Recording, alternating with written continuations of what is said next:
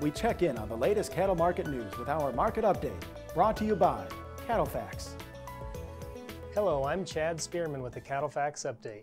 The fed cattle and wholesale beef markets continue to hold at the higher trading ranges that were established since last September.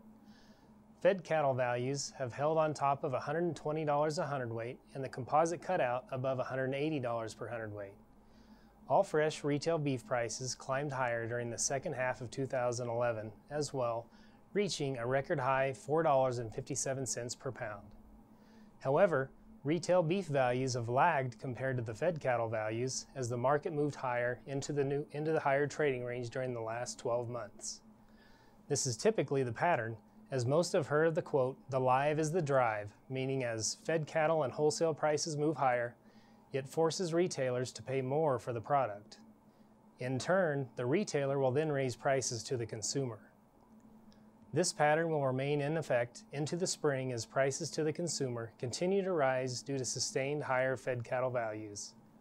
The question becomes, how high is too high for the consumer, especially when one considers that the live cattle futures market is currently pricing in an average of $5.19 per pound for the second quarter of 2012, which would be a 17% increase compared to 2011.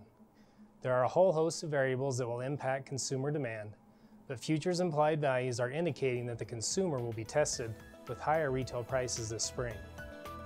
CattleFax will continue to monitor the situation and determine the impact of higher prices on consumer demand. For the Angus Report and CattleFax, I'm Chad Spearman.